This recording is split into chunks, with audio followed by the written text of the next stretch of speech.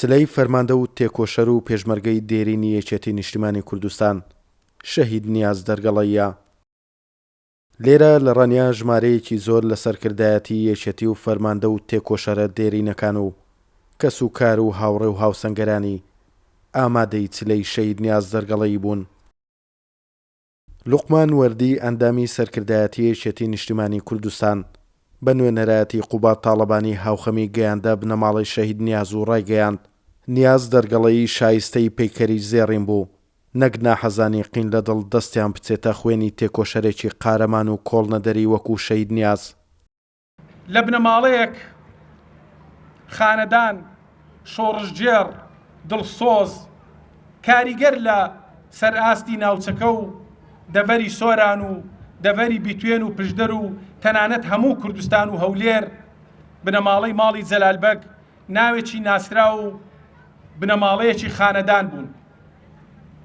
لە ژیان و تەمەنی خۆیدا ئێمەمانان کە زۆر جارکاری حیزبیمان ڕایی ئەکرد هەمیشە کاک نیاز بە تەنگ ڕەفیق و دۆست و برادەرەکانیەوە بوو.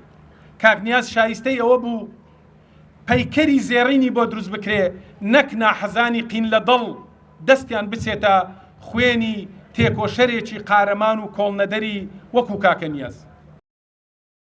لە پەیامێکیاندا بنەماڵەی شەهید نیاز دەرگەڵەیی ڕایانگەیاند بڕوای تەواویان بەڕەوتی لێکۆڵینەوەکان هەیە و ئەو کردەوە تیرۆریستەی بەرامبەر بە شەهید نیاز ئەنجامدرا دژ بە خەڵکی سنووری باڵەکایەتی و سۆران و ڕاپەڕین بووە.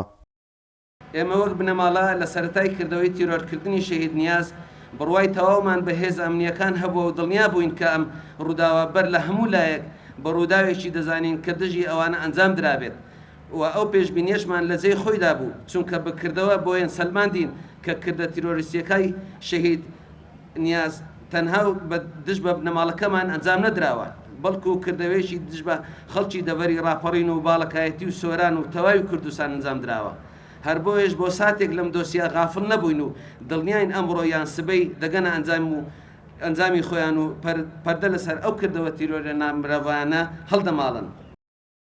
شەهید نیاز دەرگەڵەیی لە ساڵی 1953 لە قەزای ڕواندز لەدایک بووە. لەگەڵ هەڵگیرسانی شۆڕشی نوێ پەیوەندی بە کۆمەڵی ڕەنزەرانی کوردستان کردووە.